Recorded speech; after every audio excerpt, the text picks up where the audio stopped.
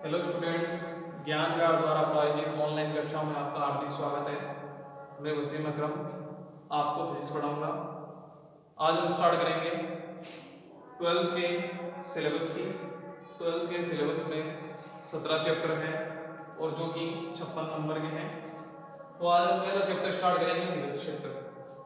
विद्युत क्षेत्र हमारे पास जो पहला, दूसरा, तीसरा, चौथा, ये जो 4 चैप्टर है ये एक यूनिट है जिसका नाम है स्थिर वैद्युतिकी और ये 7 नंबर में आती है बोर्ड में।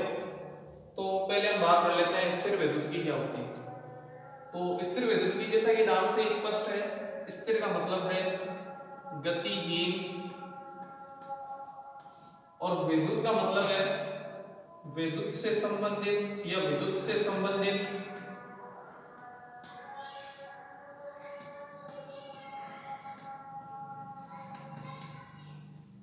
विद्युत से संबंधित और विद्युत किससे संबंधित होता है? आवेश, आवेश से संबंधित।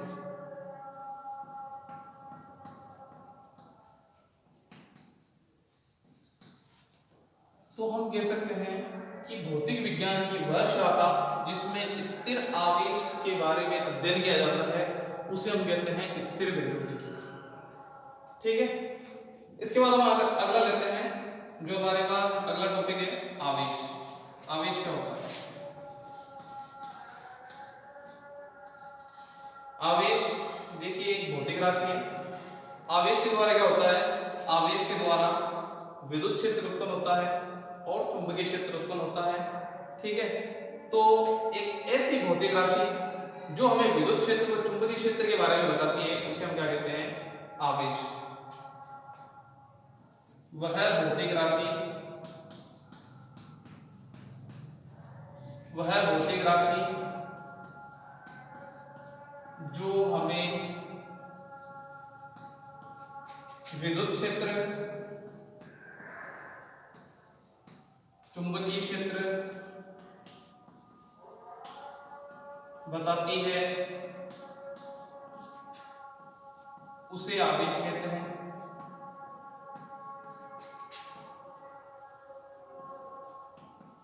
उसे आवेश कहते हैं। इसके अलावा इसकी एक और डेफिनेशन है, किसी भौतिक राशि का वह गुण जिसके द्वारा विद्युतीय प्रभाव और चुंबकीय प्रभाव का अध्ययन किया जाता है उसे आवेश कहते हैं। इसके अलावा आप चाहो तो इसकी एक और डेफिनेशन के बारे में भी जान सकते हो। जो अगली डेफिनेशन है याद करके आप देख लेना। इसका है इलेक्ट्रॉन में कमी, इलेक्ट्रॉन में कमी, इलेक्ट्रॉन में कमी अथवा इलेक्ट्रॉन में वृद्धि को, इलेक्ट्रॉन में वृद्धि को आवेश कहते हैं।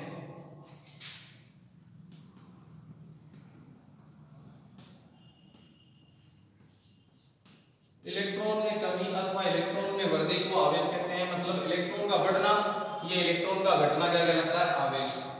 अगर किसी वस्तु में इलेक्ट्रॉन बढ़ रहे हो या इलेक्ट्रॉन घट रहे हो तो उसे हम क्या कहेंगे? आवेश।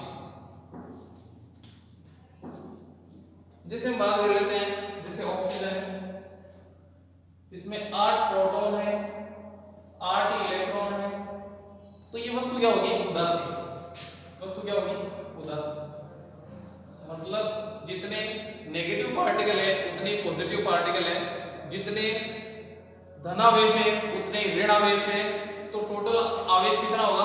0। तो टोटल आवेश 0 होगा तो हमारे पास की इस वस्तु को क्या बोलेंगे? उदासीन। अगर यहां से 2 इलेक्ट्रॉन निकल जाए तो इलेक्ट्रॉन की कमी होगी, तो इलेक्ट्रॉन की कमी होगी तो यहां पर 10 प्रोटॉन होंगे और 6 इलेक्ट्रॉन होंगे। तो ये वस्तु अगर इलेक्ट्रॉन यहां से चले गए, इलेक्ट्रॉन की यहां पर कमी होगी तो ये वस्तु क्या हो जाएगी? धनावेशी। इस पर आवेश कौन सा आ जाएगा? प्लस आवेश आ जाएगा। इसको हम क्या कहेंगे? धनावेशी।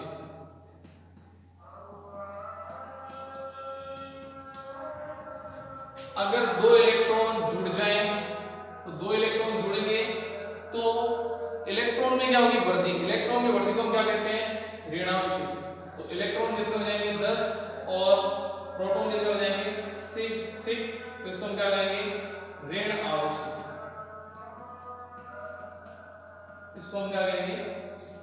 आवेश। जितने धनात्मक है उतने ऋणात्मक है, तो टोटल आवेश कितना होगा? 0। टोटल आवेश 0 होगा तो वस्तु होगी उदासीन। अगर धनावेश की मात्रा ज्यादा है तो वस्तु होगी धनावेशित, अगर ऋण आवेश की मात्रा ज्यादा है तो वस्तु होगी ऋण आवेशित। अगर इलेक्ट्रॉन कम हो रहे हैं तो वस्तु होगी धनावेशित, अगर इलेक्ट्रॉन बढ़ रहे हैं तो वस्तु होगी ऋण आवेशित। ठीक है। अब हमें एक बात और ध्यान रखनी है, पृथ्वी में कुल आवेश सुरक्षित रहता है। किसी वस्तु से जितने इलेक्ट्रॉन कम होते हैं उतने इलेक्ट्रॉन दूसरी वस्तु में क्या होते हैं? बढ़ते हैं। जैसे टोटल आवेश क्या होगा? इक्वल होगा। हमारे पास यहाँ की अगर हम बात करें तो यहाँ पर कितने? 8 प्रोटॉन और 8 इलेक्ट्रॉन, तो टोटल हमारे पास कितने? 16। अगर इसकी बात करें 10 प्रोटॉन और 6 इलेक्ट्रॉन तो भी 16, और 10 इलेक्ट्रॉन 6 प्रोटॉन तो भी 16। तो कहने का मतलब आवेश में कमी हो या आवेश में वृद्धि हो, आवेश खत्म नहीं होता, आवेश स्थानांतरित होता है। ठीक है। इसके बाद हम बात करेंगे, जैसा कि हमें पता ही चल गया है आवेश कौन कौन से होते हैं? धनावेशित, ऋणावेशित। तो हम आवेश के प्रकार के बारे में बात कर सकते हैं। आवेश के प्रकार,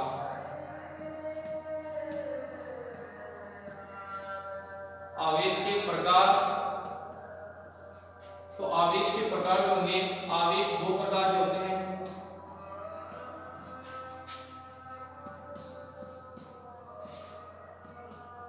आवेश 2 प्रकार के होते हैं। कौन कौन से? ऊपर लिखे हुए हैं, धनावेश और ऋणावेश। पहला है हमारे पास धनावेश, दूसरा होगा हमारे पास ऋणावेश।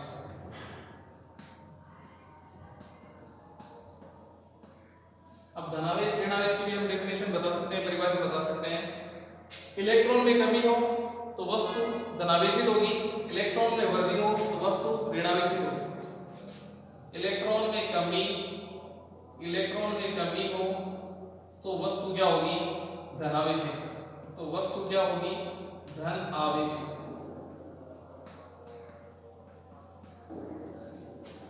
इलेक्ट्रॉन में वृद्धि हो तो वस्तु क्या होगी? ऋण आवेशित। तो वस्तु क्या होगी? ऋण आवेशित। इलेक्ट्रॉन अगर घटे तो वस्तु होगी धनावेशित, इलेक्ट्रॉन अगर बढ़े तो वस्तु होगी ऋण आवेशित। ठीक है। इसके बाद हम बात करते हैं आवेश को किससे प्रदर्शित करते हैं। तो आवेश को क्यू से प्रदर्शित करते हैं। आप कैपिटल भी ले सकते हैं और स्मॉल भी ले सकते हैं। आवेश को क्यू से प्रदर्शित करते हैं। आवेश को क्यू से प्रदर्शित करते हैं। इसके बाद हम बात करते हैं मात्रक की। आवेश का मात्रक क्या होगा? आवेश का मात्रक होगा, आवेश का मात्रक कूलाम होता है। कूलाम को हम सी भी लिख सकते हैं। आवेश का मात्रक कूलाम होता है। इसके एक अन्य मात्रक के बारे में बात कर लेते हैं। और भी मात्रक है, मात्रकों के बारे में ज्यादा नहीं बात करेंगे, 1-2 मात्रक के बारे में बात करेंगे। आवेश का मात्रक क्या होता है? कूलाम। और दूसरा मात्रक विद्युत धारा से निकाल सकते हैं। विद्युत धारा आपने 10th में पढ़ी होगी। आवेश की प्रवाह की दर को विद्युत धारा कहते हैं। आवेश तथा समय के अनुपात को हम क्या कहते हैं? विद्युत धारा। तो फॉर्मूला आपको याद होगा, I = Q/T। यहाँ पे I विद्युत धारा है, Q आवेश है, T समय है, तो Q = हम क्या ले सकते हैं? IT। ठीक है। तो I क्या है? I विद्युत धारा, T क्या है? समय। तो विद्युत धारा का जो मात्रक होगा उसको हम क्या लेंगे? एम्पियर इनटू समय का मात्रक क्या होगा? सेकंड। तो ये हमारे पास एक अन्य मात्रक आ गया आवेश का, और आवेश का अन्य मात्रक क्या है? Ampere into second. ठीक है। इसके बाद हम इसकी विमा की बात करते हैं। विमा क्या होगी? इसकी फॉर्मूले से हम निकाल सकते हैं। विद्युत धारा के लिए विमीय प्रतीक क्या लेते हैं? बताया हुआ है आपको, वो है A1 और समय का विमीय प्रतीक क्या है T1। तो इसकी जो विमा होगी A1 T1, इसको आप इस तरह से भी लिख सकते हो M0 L0 A1 T1। ठीक है, तो आवेश का मात्रा क्या होता है कूलम। इसके बाद इस फॉर्मूले से भी हम निकाल सकते हैं आवेश का अन्य मात्रक है एम्पीयर इनटू सेकंड। आवेश की विमा Q IT से हम निकाल सकते हैं I जो है इसके लिए विद्युत धारा के लिए विमीय प्रतीक है A और समय के लिए विमीय प्रतीक है T। तो आवेश की विमा हो जाएगी A1 T1 या M0 L0 A1 T1। ठीक है, इसके बाद आवेश जो है आवेश एक अदिश राशि है। आवेश एक अदिश राशि है। अब सदिश और अदिश के बारे में आपको पता ही है, वे भौतिक राशियां जिनका परिमाण होता है दिशा नहीं होती उसे अदिश राशि कहते हैं। वे भौतिक राशियां जिनमें परिमाण के साथ साथ दिशा की भी आवश्यकता होती है उसे हम सदिश राशि कहते हैं। तो आवेश क्या एक अदिश राशि है। तो आवेश अदिश राशि है तो आवेश का जो योग होगा सामान्य तरीके से होगा। सामान्य तरीके से हम जो ऐड करते हैं 1 + 2 + 3, जैसा साइन है वैसे ही। अगर -2 है तो -2 + 3, अगर दोनों प्लस है तो प्लस। तो इसको हम सामान्य गणितीय जो गणित में हम जिस तरह से ऐड करते हैं उसी तरह से ऐड करना है, सदिश राशियों की तरह ऐड नहीं करना है। तो आवेश का है अदिश राशि। इसके बाद हम बात करते हैं आवेशन की प्रक्रिया में द्रव्यमान परिवर्तित होता है। आवेशन की प्रक्रिया में क्या होता है द्रव्यमान बदलता है। आवेशन की प्रक्रिया में द्रव्यमान परिवर्तित होता है। तो किस वस्तु के द्रव्यमान में कमी हुई या किस वस्तु के द्रव्यमान में वृद्धि हुई उसके बारे में हमें पता करना है। तो किसे पता चलेगा, देखिए जैसे वस्तु A है और ये वस्तु B है। वस्तु A से कुछ इलेक्ट्रॉन वस्तु B में चले जाते हैं। तो वस्तु A में क्या हो रहा है इलेक्ट्रॉन की कमी हो रही है। तो वस्तु क्या हो रही है धनावेशित।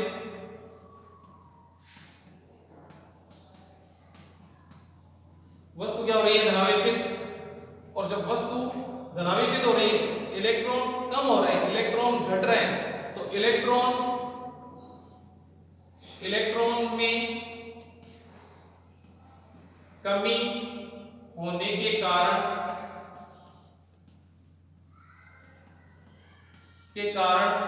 द्रव्यमान में भी कमी होगी।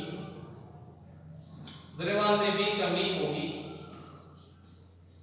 इसी प्रकार वस्तु B में वस्तु A से इलेक्ट्रॉन आ रहे हैं तो यहां पर इलेक्ट्रॉन में वृद्धि हो रही है। तो इलेक्ट्रॉन में वृद्धि होती है तो वस्तु क्या होती है ऋणावेशित।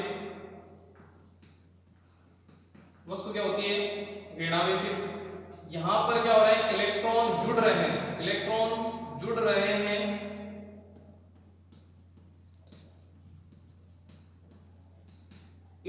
जुड़ने के कारण इलेक्ट्रॉन में वृद्धि होने के कारण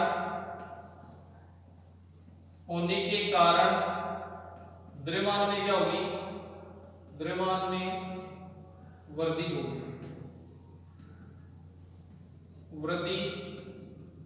होगी।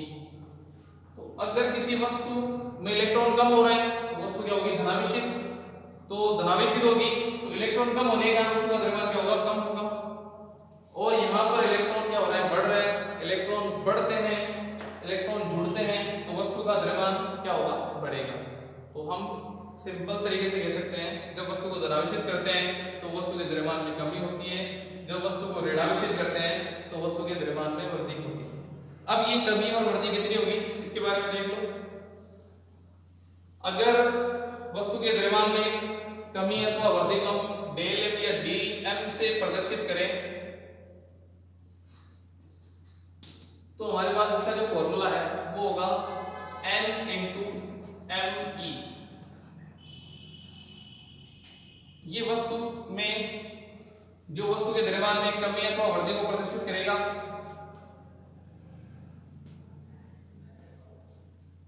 n जो है संख्या है, संख्या नंबर है, कितने भी हो सकते हैं 1 2 3, आप चाहो जितने ले सकते हो। me जो है वो है इलेक्ट्रॉन का द्रव्यमान, इलेक्ट्रॉन का द्रव्यमान। me क्या है? इलेक्ट्रॉन का द्रव्यमान। इलेक्ट्रॉन का द्रव्यमान कितना होता है? कोई भी कण हो बिना द्रव्यमान के नहीं हो सकता, चाहे उसका द्रव्यमान बहुत ही कम क्यों ना हो, द्रव्यमान जरूर होगा। तो इलेक्ट्रॉन का द्रव्यमान कितना होता है? me जो होगा 9.8 × 10⁻31 kg। इलेक्ट्रॉन का द्रव्यमान होगा 9.1 × 10⁻31 kg। ठीक है, तो dm इलेक्ट्रॉन के वस्तु के द्रव्यमान में कमी अथवा वृद्धि को शो करेगा। n है संख्या 1 2 3 4 5 6 7 8, जितने आप चाहो उतने ले सकते हो। me है इलेक्ट्रॉन का द्रव्यमान जिसका मान होता है 9.1 × 10⁻31 kg। ठीक है, अब जैसे वस्तु A में से एक इलेक्ट्रॉन जाता है वस्तु B में, तो हम यहाँ पे अगर द्रव्यमान पता लगाएंगे कि A के द्रव्यमान में कितनी कमी हुई, तो n के स्थान पर एक इलेक्ट्रॉन स्थानांतरित हो रहा है, तो n के स्थान पर 1 रखेंगे और m इलेक्ट्रॉन का द्रव्यमान, तो इलेक्ट्रॉन के द्रव्यमान के बराबर क्या हो जाएगी? कमी। अगर 2 इलेक्ट्रॉन निकल रहे हैं तो n के स्थान पर 2 रखेंगे, 3 इलेक्ट्रॉन निकल रहे हैं तो n के स्थान पर 3 रखेंगे। इसी प्रकार अगर n इलेक्ट्रॉन निकल रहे हैं तो हम यहाँ पे n के स्थान पर n × इलेक्ट्रॉन का द्रव्यमान। तो किसी वस्तु के द्रव्यमान में कितनी कमी हुई या किसी वस्तु के कितने मतलब द्रव्यमान में कितनी वृद्धि हुई, वो हम इस फॉर्मूले से पता कर सकते हैं। डेल m द्रव्यमान में कमी अथवा वृद्धि को प्रदर्शित करता है, और जितने इलेक्ट्रॉन निकल रहे हैं या जुड़ रहे हैं उनको इलेक्ट्रॉन के द्रव्यमान से गुणा करने से इलेक्ट्रॉन के द्रव्यमान में कमी अथवा वृद्धि हमें ज्ञात हो सकती है। ठीक है, इसके बाद हम आगे का टॉपिक नेक्स्ट वीडियो में पढ़ेंगे। Thank you, bye.